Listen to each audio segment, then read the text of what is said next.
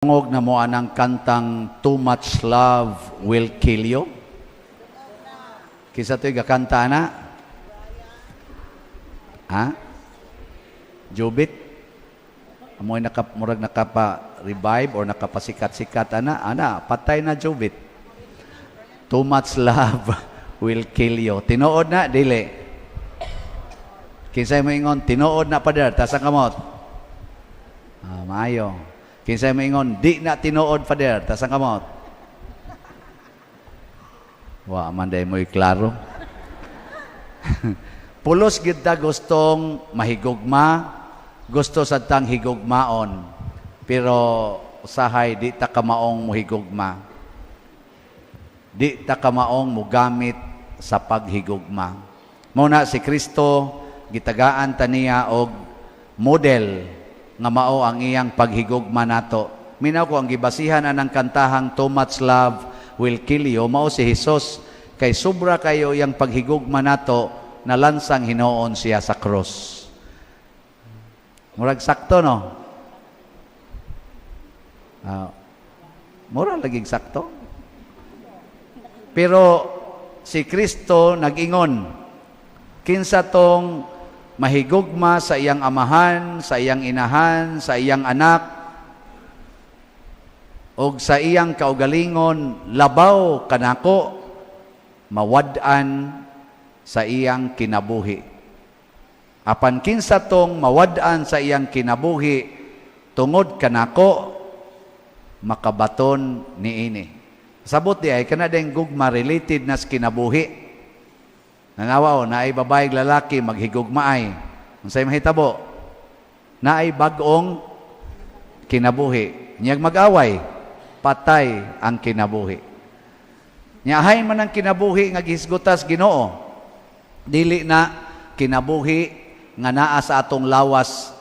Kanang imong lawas, dili na maoy buhi. Kanang lawas nimo, kaning lawas nako, apil ning lawas paderone, patay na na. Giling niya mong tupad, natanaw nako, patay na ka. Patay na ng lawas na to eh. Maobitay hinungdan nga magsigitag kaon, magsigitag inom tubig, kay kundili, patay. Ang kinabuhi, mo'y maghatag og tubig, mo'y maghatag og pagkaon, maunay kinabuhi. Pero kanang atong gipakaon, kanang atong gipainom, kanang atong patambalan, patay na na. O di lang gitambalan, patay na na. Nakuha mo? Uy. Wow na. So, unsa may gipasabot ni Kristo? Ati man na ang tinuod nga kinabuhi, kanang tuburan sa pagkaon, tuburan sa tanan, tuburan sa tanang gikinahanglan para aning atong lawas. O kinsa man na ang tuburan sa tanan, way lain ang Ginoo.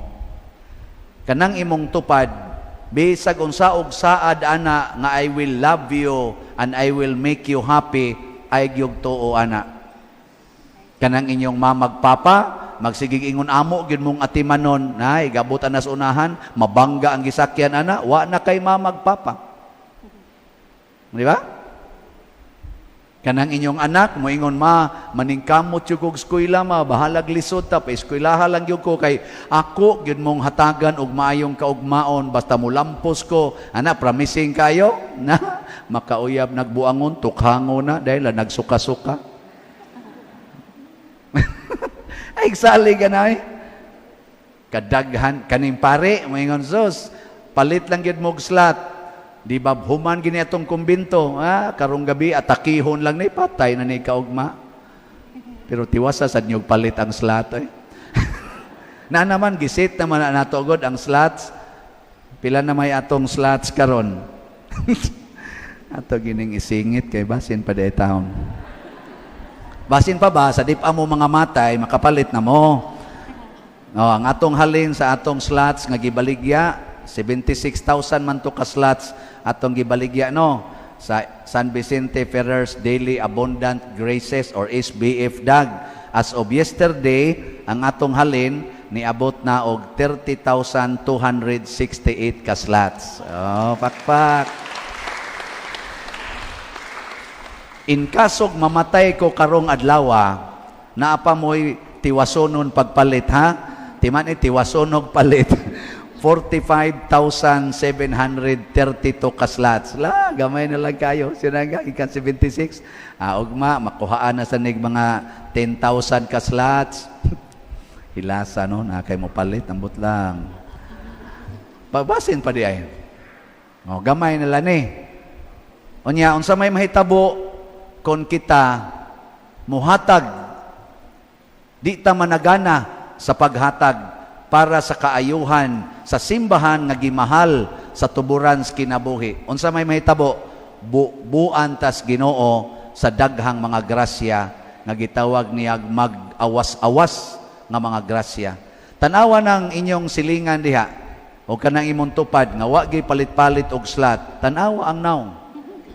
Naong palangdaan ug gana. Kay kana man gugma basta imo ganin ang gamiton, ang imong naong musayag gina. Tanawa na mga 80 anyos nga mga kanang tiguang, 80 anyos, 90 anyos, ma-inlove ganin nag 18 anyos, pastilan kanang sungkod labay na pero kana ganing 18 anyos nya nabigo sa pag-ibig, mag-ana ang naong ana. Nya gimo ganin ang pangutanon, naunsa man day ka? Man, makiraman. Kana ganing pare nga alive kay now. Ano bang malipayon kay ba? Unsay pasabot ana? Gitiksa nas madre. Gitiksa nas madre, I love you pader. Ma-inspired ba sad may panagsa? Di oy, dako nagkolekta. Na, ang pare gani magluya pasabot minus nagkolekta. Ang kalipay gyud nga tinud-anay mga igsuon muhatag og nindot nga kalambuan kanang makadasig sa kinabuhi. Mao bitaw karon tungod aning inyong sigig palit og slots, sige sag-increase ang atong pag-construct sa atong kumbinto. Gusto mo mo tan-aw? Sige, atong tan-aw.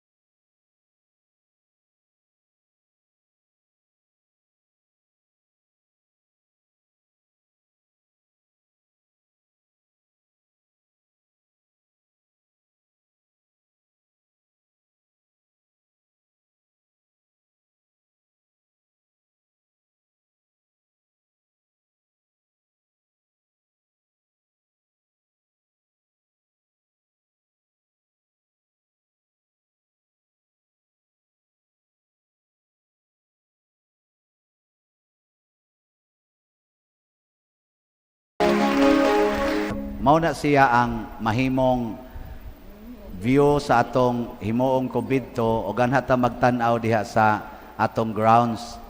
Naam na deskilid alihag jutay sa balay nila ni Kap o diri sa atong simbahan. Pero sagdi lang magamit man ginanato. Ang importante aron makita inyong view sakala mo dito sa babaw nya kupot mo sa pako ni San Vicente nya singgit lag darna. Alo pa day na. Makita na dito sa layo. Ang magasto na to ana labing minus mga 35 million. Nya sige mogpalit ani ato mga slots, basin pa dali ra na siyang mahurot, no? Pagkanindot di ay kung maghigugma ay ta. Og ang tanang ni palit sa slots malipayon. Unsa may application ani sa atong kinabuhi dihas pamilya. Kamong mga bana kung magsigig imong hatag ngadto sa inyong asawa nga di na mo maghuna-huna unsay mahibilin diha ninyo kana sang inyong asawa mulambo nagmaayo ang iyang kalipay ug sa iyang kalipay magsigi sa naghatag diha nimo sa iyang kinabuhi hangtod sad mulambo ang imong kinabuhi. Pero magsigi na ganita og dinaw kanang nga ngigagod kansin ako no ako ni musangko kita sa siging away siging gubat pinatyanay. Gilingi ana ang imong tupad be practice ing na akong isaad ihatag nako ang tanan nganha nimo. Sige ing na.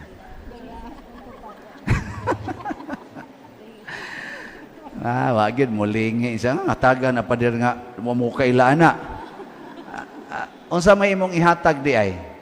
Unsa may maayog yun nga una natong ikahatag kana gyong paghimo og paningkamot nga dili ta makasala kanang mawa unta ning atong sala patya ang imong sala mao nay the best natong ikahatag sa atong isig katawo. Matod pa sa ikaduhang pagbasa nga magpakamatay ta uban ni Kristo. Ang atong bunyag maunay pagpakamatay uban ni Kristo kay pagbunyag nato gipapas ang atong sala. Nya karon kay dagko naman ta mo desisyon na ta nga papason ko na ning akong sala. Pananglitan kanang sala anang porn. Kana bang kalaway? Lami biya kay nang salaa. Hasta kami anak mananaw man sad mi ambot ni Padre One mo tan-aw ba ni. Pero sala na oy. Oh, kana mga bana magsigig tan-aw ana di na nimo hunongon, patay gina imong asawa, mag-anam ginagkabati ang naong ana. Basta sigihan ani mog tan-aw kanang sala. Oh, mag-anam jud kabati kay kadto na may magsigig hari si imong una-una, nya nigtan-aw nimo si imong asawa, diferensya man gyud kayo. Magsigi na lang unta ka.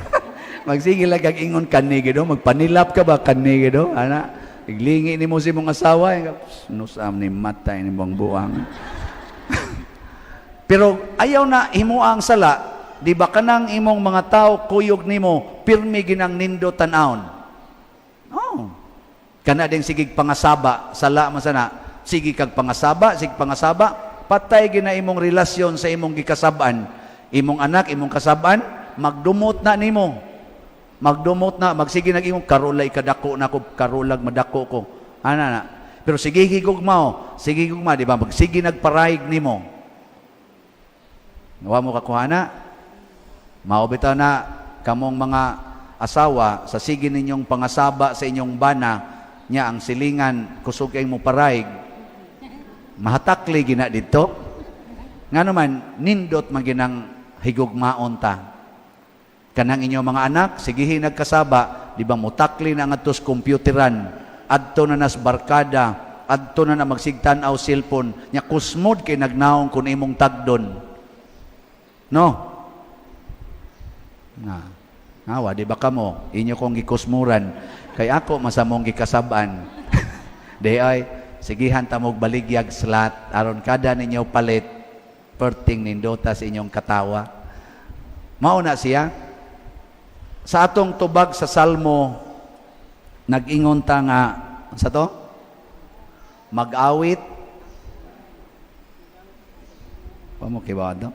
Mag-awit ako sa kaayo sa Ginoo, hangtod sa kahangturan.